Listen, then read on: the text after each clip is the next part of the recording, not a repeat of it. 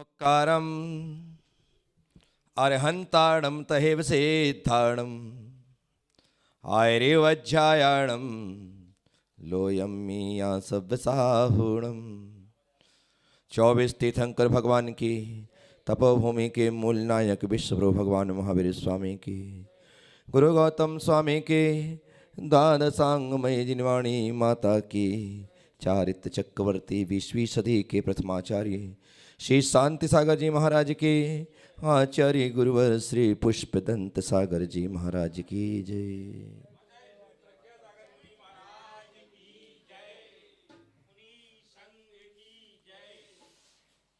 उपस्थित भव्यात्मा आचार्य जयसेन स्वामी धर्म रत्नाकर जी के अंतर्गत ज्ञानदान प्रकरण में यहाँ पर भव्य जीवों को संदेश देते हुए, भव्य जीवों को समझाते हुए कहते हैं, ज्ञान के संबंध से योग्य जनों की स्नेह रूप फांसें शीघ्र नष्ट हो जाती हैं। क्या कहते हैं? ज्ञान के संबंध से स्नेह की जो फांसें हैं, अर्थात कुटुंबों से, परिजनों से जो आसक्ति है, वह शीघ्र नष्ट हो जाती है। ज्ञान से ही तो यह ज्ञान मिलता है कि जिसे मैं अपना समझ रहा हूं वह अपना नहीं। और जब यह बोध हो जाता है तो संसार के मोह माया के बंधनों को छोड़ने और तोड़ने में देरी नहीं लगती। आचार्य कहते हैं, दुख पूर्वक नष्ट होने वाली दुराशा, विषय तृष्णा शांत हो जाती है। किससे? ज्ञान से। चारित्र चक्रवर्ती आचार्य श्री शांत सागर जी महाराज कहते थे, क्या यह जीव मछली है? यह जीव मछली है और मछली का जीवन पानी है। मछली का जीवन पानी है और पानी जो है वो शास्त्र है। क्या है?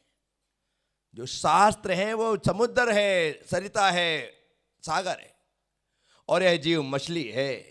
जब तक मछली पानी में है तब तक तो वो अटखेलियां करती है, लेकिन जैसे ही मछली को बाहर रेत में पटक दिया जाता है वह छटपटाने लगती है। इसी तरह यह जीव जब तक जिनवाणी रूपी सागर में अवगाहन करते रहेगा तब तक तो ये आनंद में रहेगा, लेकिन जैसे ही बाहर निकाल दिया जाए यह विषयों की तपती रेत में छटपटाता रहेगा। क्या समझ में? इसीलिए अपने उपयोग की स्थिरता के लिए ज्यादा से ज्यादा समय शास्त्र स्वाध्याय में, तत्व चर्चा में, तत्व चिंतन में व्यतीत होना चाहिए। तत्व चिंतन करते करते थक जाओ तो तत्व चर्चा करो। अकेले रहो तो चिंतन और साथ में रहो तो चर्चा। क्या? अकेले रहो तो चिंतन, अकेला हूं तो अब यहां पर तत्व चिंतन हो रहा है, और जब मेरे साथ कोई आकर के ज्ञानी बैठा है तो वहां पर चर्चा हो रही है। करना तत्व चिंतन और तत्व चर्चा ही है, इसके अलावा दूसरी चीज करने की परमिशन नहीं। 33 सागर पर्यंत सर्वार्थ सिद्धि के देव अहरनिश सिर्फ और सिर्फ तत्व चर्चा ही करते। और ऐसी चर्चा करते हैं जो चर्चा दोबारा रिपीट नहीं होती। इससे क्या समझ में आया? सागर है सागर, जो 33 सागर तक रिपीट ना हो, अब लगा लेना कि कैसा सागर होगा वह ज्ञान का। केवल ज्ञान जो है वो अनंत को जानता है। द्रव्य की अनंत गुण अनंत पर्यायों को युगपद एक साथ जान रहा है। जो अनंत को जानने वाला है, क्या उसका अंत हो सकता है? नहीं हो सकता। तो ऐसा यह ज्ञान अनंत स्वरूपी है और हमें अपने अंत सहित छायोपशमिक ज्ञान को छाय ज्ञान के रूप में अर्थात अनंत ज्ञान के रूप में रूपांतरित करना है, परिवर्तित करना है। वही ज्ञान हमारी विषय तृष्णा को शांत करता है। फिर क्या कहते हैं आचार्य? आत्मा के साथ एक क्षेत्रावगाह रूप से दृढ़ता पूर्वक संबद्ध हुए प्रबल कर्म बंध का विस्तार उस दृढ़ता को छोड़ देता है। क्या ज्ञान की वजह से। किसकी वजह से? ज्ञान की वजह से। जिस कर्म का संबंध इस आत्मा से एक क्षेत्रावगाह है। एक क्षेत्रावगाह का मतलब, एक क्षेत्रावगाह का मतलब क्या होता है? एक ही क्षेत्र में आकाश के अनंत प्रदेश हैं। आकाश के अनंत प्रदेश हैं। प्रत्येक प्रदेश में जो जीव विद्यमान है, तो जितने क्षेत्र में जीव है उसी क्षेत्र में क्या है? कर्म है। क्या है? आत्मा के सर्व प्रदेशों में कर्म का संबंध है।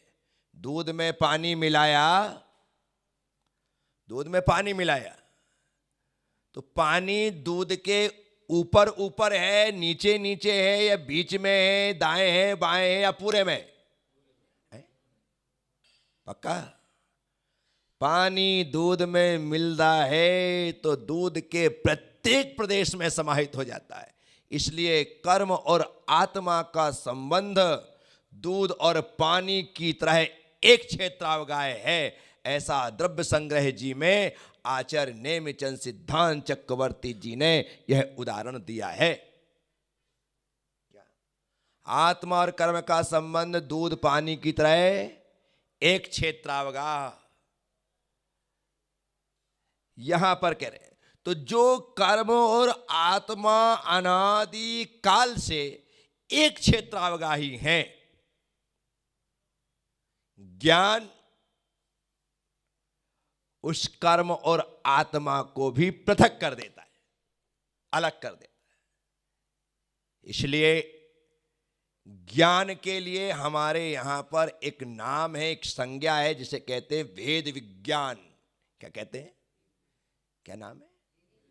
भेद विज्ञान। अर्थात जो कर्म और आत्मा में, शरीर और आत्मा में भेद जान लेता है। अभी हम देह जीव को एक गिने बहिरात्म तत्व मुधाए। अभी तो हम शरीर और आत्मा को एक मान रहे, इसलिए अज्ञानी। लेकिन जैसे ही ज्ञानी शरीर और आत्मा में भेद करता है, कर्म और आत्मा की पृथकता का बोध करता है और बोध करके कर्म को खपाने की साधना करता है, वहीं तो भेद ज्ञान वीतराग विज्ञान हो जाता है। उसके बाद ही तो भेद विज्ञान होने से सम्यक दर्शन की प्राप्ति होती है। बिना भेद विज्ञान हुए सम्यक दर्शन को प्राप्त नहीं कर सकते, क्योंकि जिसको भेद ही नहीं है शरीर आत्मा का, वो एक ही मान रहा है। तो जो एक मान रहा है वो मूढ़ है, अज्ञानी है। ऐसा है आचार्य महाराज। यहां पर ज्ञान के महात्म्य को बतला रहे हैं कि एक क्षेत्रावगाही आत्मा और शरीर कर्म को एक ज्ञान पृथक कर देता है। दूध से पानी को अलग करने का तरीका क्या है? उबालो, गर्म करना सबसे महत्वपूर्ण क्या है? पानी को, दूध को गर्म करो। दूध गर्म होगा तो पानी उड़ता चला जाएगा, पानी उड़ता चला जाएगा। दूध धीरे धीरे करके गाढ़ा होता है, गाढ़ा होकर के रबड़ी होता है, रबड़ी होकर के मावा होता है। कब बना मावा? जब पानी सूख गया। इसी तरह से ये आत्मा भी शिव तपस्या के द्वारा ही कर्म से मुक्त हो सकती है, क्योंकि आचार्य कहते हैं कर्म क्षयार्थम तप्यते इति तपः। जो कर्म क्षय के लिए तपा जाता है वही तप है। ठीक है, तो यहां ज्ञान का एक काम हो गया कि वह कर्म और आत्मा को की दृढ़ता को कमजोर कर देता। फिर क्या कहते हैं? पाप प्रकृतियों की स्थिति और अनुभाग क्षीण हो जाती है। पाप प्रकृतियां हैं, कर्मों की कितनी प्रकृतियां हैं?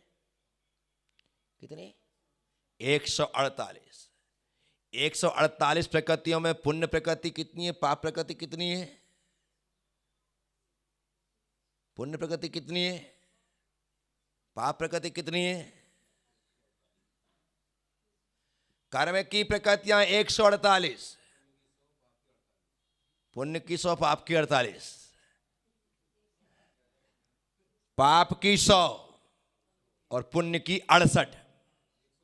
पुण्य की 68। आप कहोगे, कह रहे कर्म प्रकृतियां 148, पाप की 100 और पुण्य की 68, तो 148 20 प्लस कैसे हो गई? तो जो इंद्रियों के विषय हैं, इंद्रियों के स्पर्श रस गंध वर्ण 8 2 5 5 8 5 2 5 क्या? स्पर्शन रसना घ्राण चक्षु कर्ण के विषय इसमें मान्य नहीं। इसके जो 20 विषय हैं, ये 20 जो हैं वो शुभ रूप भी हैं, अशुभ रूप भी हैं, पाप रूप भी हैं और पुण्य रूप भी है। गर्मी हो तो ठंडी हवा सुख कर, और गर्मी हो तो दुख कर। बोलो। सर्दी हो तो खटाई का त्याग, और ना हो तो टूट पड़ो। पुण्य रूप और, तो ये 20 प्रकृतियां पुण्य रूप भी हैं और पाप रूप भी हैं। इसलिए पुण्य प्रकृतियां 68 हैं, पाप प्रकृतियां 100 हैं। कितनी है? 100।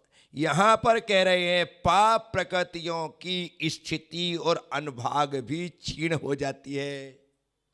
अर्थात जितने समय के लिए पाप का बंद किया, ज्ञान के माध्यम से क्या हो गया? स्थिति कम हो गई, स्थिति कम हो गई। अनुभाग, वह जो फल देने वाला था अब कम फल देगा। कम फल देगा। एक व्यक्ति किसी अपराध से जेल चला गया। जेल जाने के पश्चात वहां पर उसने बहुत ही अच्छे तरीके से जीवन जिया। क्या किया? बहुत अच्छे तरीके से जीवन जिया। इस कारण से उसकी सजा कम कर दी गई। क्या कर दी गई? कम कर दी गई। उसको जो साश्रम कारावास दिया गया था, उसको सिर्फ कारावास में बदल दिया गया। अब श्रम नहीं करवाते। इसके साथ साथ उसे उसके घर में होने वाले कार्यक्रम आदि के लिए महीने 2 महीने के लिए पैरोल पर छोड़ देते। क्या किया? ये उसके आचरण ने, उसके आचरण ने उसकी स्थिति और अनुभाग को कम करने के साथ उसे घर जाने की भी छूट दे दी। इसी प्रकार ज्ञान के प्रभाव से, बंद करो किसका,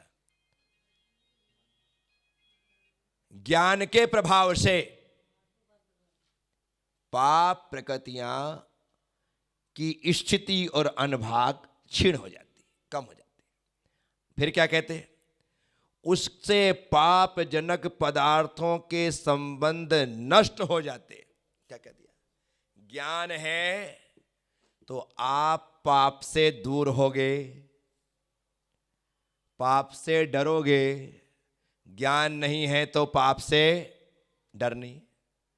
ज्ञान जिसके पास होता है वह पाप से डरता है कि ना बाबा, मुझसे तो मुझे पता है किसका परिणाम क्या है। साक्षात इहलोक में तो जेल आदि की सजा है ही, लेकिन परलोक में दुर्गतियों को प्राप्त, तो इसलिए वह उससे बचता। उनकी बुद्धि घर व शरीर आदि से विश्राम ले लेती है। क्या कहते हैं, उसकी बुद्धि, किसकी बुद्धि, ज्ञानी की। ज्ञानी की बुद्धि घर और शरीर से विश्राम ले लेती है। अब घर में मन नहीं लगता, शरीर की सेवा शुश्रूषा नहीं होती, शरीर की साज सवार नहीं होती। अब उसने विश्राम ले लिया, क्या जरूरत है कितना भी शरीर को नहलाओ धुलाओ, इत्र फुलेल तेल ले वो सब लगाओ, घंटे 2 घंटे में सब मिट्टी। बोलो, कितना भी डीओ डाल करके आओ, 1 घंटे बाद तो खुद भी अपनी गंध ना सूंघ पाओ, नहीं हो रहा। बदबूमान, जितनी सुगंध लगाते हैं ना उसके बाद उतनी दुर्गंध बढ़ती है, ध्यान रखना। कुछ ना लगाओ तो शरीर की नेचुरल खुशबू होती है, प्राकृतिक, और आप कुछ लगाना प्रारंभ कर दो तो वो नेचुरल खुशबू तो तुमने नष्ट कर दी, अब उसके बदले में बदबू पैदा। आपको इसका अनुभव करना है तो शादी विवाह में भोजन करने जिस दिन जाओ उसके दूसरे दिन जाना जहां पर डस्टबिनों में खाना तुम फेंक के आए थे। क्या वहां पर खड़ा होना मुश्किल हो जाएगा। क्या हुआ, जितनी खुशबू कल बिखर रही थी ना, आज उतनी ही बदबू वहां पर फैल गई। समझ रहे हो, ये शरीर के साथ भी ऐसा ही है। हम जितना इसको खुशबू से तर रखना चाहते हैं, आप घंटे 2 घंटे बाद देखो वो पसीना आपको बदबू से तर कर देगा। इसलिए नेचुरल जिंदगी, इससे अच्छी कोई जिंदगी नहीं। आगे आचार्य कहते हैं, तो उनकी बुद्धि घर व शरीर से विश्राम ले लेती है। अब इसकी फिक्र नहीं, उनसे ममत्व बुद्धि छूट जाती है। किससे, शरीर से, किससे, घर से, किससे, परिवार से। ममत्व नहीं रहा। जिसे बैराग हो जाता है ना, बैरागी और प्रेमी एक किस्म के होते हैं। क्या, बैरागी और प्रेमी एक किस्म के होते हैं। जिसे बैराग हो जाए उसे अपने परिवार से, माँ बाप से कोई मतलब नहीं, और जिसे किसी से प्यार हो जाए उसे अपने परिवार माँ बाप से कोई मतलब नहीं। क्यों, कितना भी माँ बाप समझाएं, उसने कसम खा रखी है तो खा रखी है, मुझे उसी से शादी करना है तो करना है, आप क्या कर लो, नहीं करोगे तो बैरागी और प्रेमी एक ही किस्म के। बस फर्क इतना ही बढ़ता है, तुम जो तुम्हारी पत्नी होने वाली है उससे प्यार कर रहे हो, इस कारण से माँ बाप को, परिवार को ठुकरा रहे हो, और हम उस परमात्मा होने वाले हैं इसलिए माँ बाप परिवार को ठुकराने के लिए तैयार है। बस फर्क इतना ही है, इससे ज्यादा कुछ नहीं। कल हेमंत बढ़ जाते हैं, इंदौर से आया था, उसकी बातें बड़ी मजेदार होती है। कल वो कहता है कि अपन तो 2 ही को मानते हैं। क्या कहता है, अपन 2 ही को मानते हैं, एक परमात्मा को जो कि आप हो, और दूसरी पत्नी को जो कि है। इसके अलावा मैं दूसरे को, तीसरे को मानते ही नहीं हूं। एक परमात्मा को मानता और पत्नी को मानता हूं, और दोनों को मानने से, पत्नी को मानता हूं तो मुझे संसार का, परिवार का सुख मिलता है, और आपको मानता हूं तो मुझे धर्म का, अध्यात्म का सुख मिलता है। इसलिए तीसरे ने को मैंने मानना छोड़ ही रखा है। बात बड़ी दमदार है, आप उसकी बात को नकार नहीं सकते। पर यदि सुख चाहिए तो प्रभु को मानो और पत्नी को मानो। पत्नी को मानोगे तो संसार का सुख मिलेगा, और प्रभु को मानोगे तो आत्मा का, परमात्मा का, धर्म का, अध्यात्म का सुख मिलेगा। बात बड़ी रहस्यपूर्ण, यानी कि मजाक मजाक में कहो या बात बात में कहो, बहुत बड़ी बात कह दी। और ये हर व्यक्ति को समझना है। गृहस्थ जीवन में रह रहे हो तो बस दो ही को तुम्हें मानना है, परमात्मा को और पत्नी को। परमात्मा में देव, शास्त्र, गुरु तीनों आ गए, और पत्नी में पत्नी आ गई, बस इसी को मानना। आपका गृहस्थ जीवन, दाम्पत्य जीवन एकदम सुखमय, आनंदमय रहे। बात कभी कभी बात बात में भी अच्छी बातें मिल जाती है जो सोच समझने की होती है। उसने दूसरी बात कही, वो कहता है कि एड्रेस और ड्रेस दोनों ऊंची होना चाहिए। क्या कहता है? एड्रेस और ड्रेस, आपकी ड्रेस अच्छी है तो हर आदमी आपको देख करके हाथ जोड़ेगा, क्या? और आपका एड्रेस अच्छा है, बोले हेमंत भाई कहाँ रहते? अरे नरीमन पॉइंट में मेरा बगला है। नरीमन पॉइंट में रहते भाई, वो तो रिच इलाका है, बड़े लोगों की बस्ती। तो आज वो तो एक दो बात बड़ी अच्छी कि ड्रेस और एड्रेस दोनों ऊंचे रखो, हल्का होना नहीं। आप कितने भी दौलत वाले हो, यदि ड्रेस अच्छी नहीं है और एड्रेस यूं ही कहीं बैक पॉइंट में तुमने मकान बना रखा है तो होगा रईस अपने घर का, लेकिन कोई दम नहीं। इतना फर्क पड़ता है। हर शहर में एक रिच इलाका होता है, हर शहर में, जिसकी कीमत स्क्वायर फीट में हजारों रुपए में होती, हजारों में। तो वहां पर वो लोग, तो उसको देखकर पूरा शहर समझता भाई वहां पर रहने वाले का मतलब है पैसा वाला। तो अपने आप तो दो बातें बड़ी अच्छी है। तो रास्ते चलते लोग भी बात बात में भी अच्छी बात बता देते हैं, और इन बातों को समझने जैसा चाहिए। डॉक्टर निधि जी जबलपुर से आई, वास्तव में पीएचडी कर रखी है, डॉक्टर है। अभी सुबह इनसे चर्चा हो रही थी, और चर्चे में बहुत सारी चर्चा हुई। वर्तमान में दिगंबर समाज में कमियां और दिगंबर समाज की खूबियां, इस पे बात चल रही। जो कमियां हैं उन्हें खूबियों में बदलना है, और जो खूबियां हैं उन्हें और बढ़ाना है, क्योंकि आगे बढ़ने के लिए कोई सीमा नहीं है। बहुत गुंजाइश है, बहुत गुंजाइश है। आप आगे बढ़ते रहो। आप सोचो कि बस विराम, नहीं नहीं नहीं नहीं नहीं, विराम का तो काम ही नहीं है। लगातार आगे बढ़ते रहो, आगे बढ़ते। तो बात यह है कि हमें जहां से अच्छाई मिलती है उन्हें एक्सेप्ट करना चाहिए, और अपनी बुराइयों को डिलीट करना चाहिए।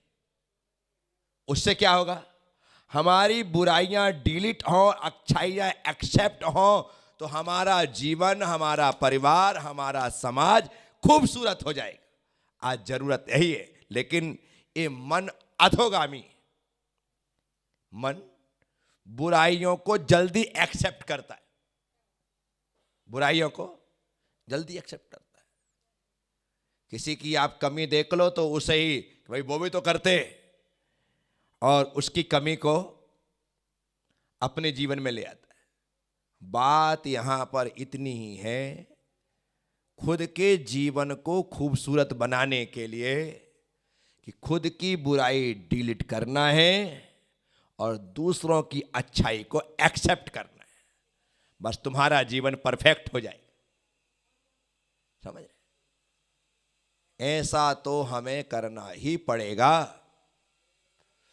दूसरों को देख करके बहुत कुछ सीखा जा सकता है।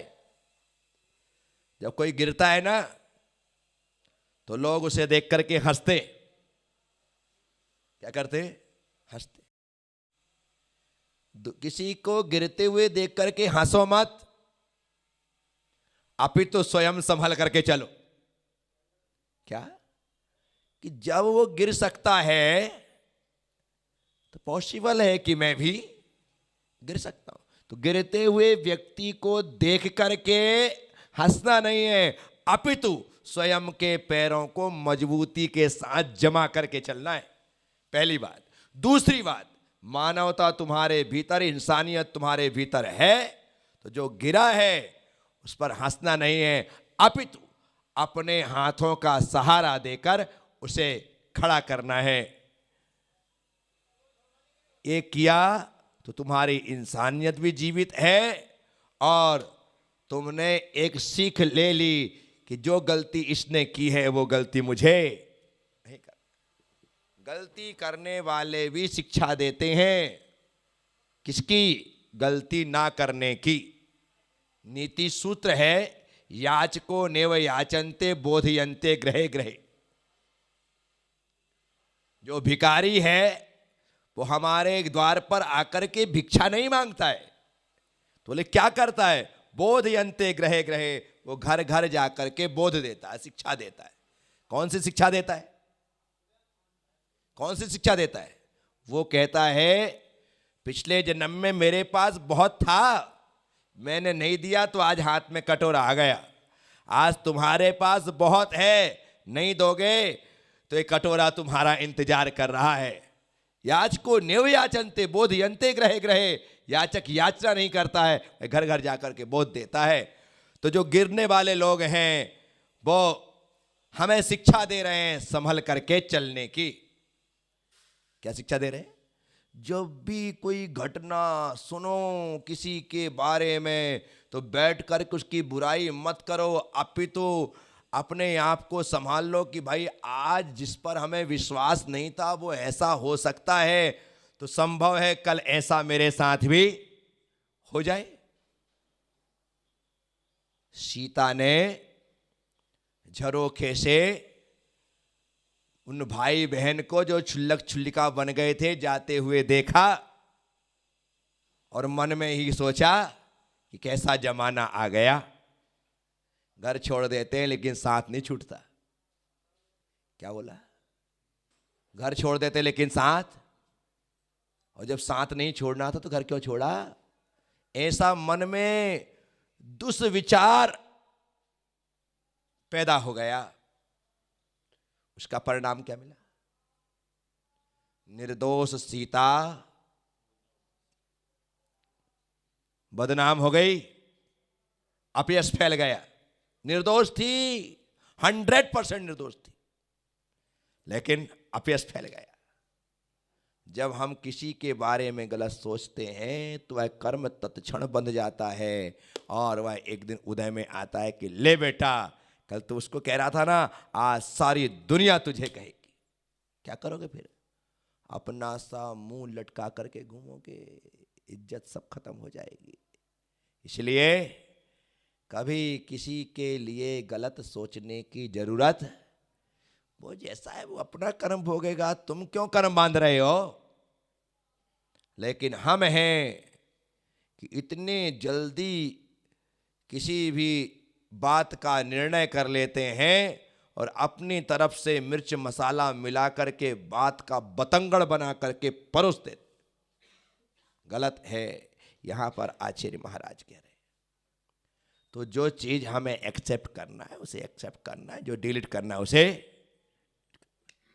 ये बात आप हम समझे, बहुत अच्छी बात है। आखिरी बात कहते हैं, जिसका बुद्धि रूप नेत्र शास्त्र रूप अंजन के संसर्ग के निर्मलता को प्राप्त हुआ है, वह भाग्यशाली मनुष्य समस्त जीवलोक को, चराचर विश्व को गारुण आदि विद्या से उपस्थित किए गए के समान चंचल देखता है तथा श्रेष्ठ रूप को निरर्थक देखता है। इसलिए वह शरीर और स्वर्ण आदि में आस्था को नहीं करता, वह उन्हें अस्थिर मानता है। क्या कह रहे हैं? जिसकी बुद्धि रूपी नेत्र, कौन सी आंखें? आगम चक्षु। कौन सी? उस नेत्र से शास्त्र रूपी अंजन करके काजल लगाया। कौन सा? बुद्धि रूपी नेत्र में शास्त्र रूपी अंजन काजल के संसर्ग से कैसा देख रहा है?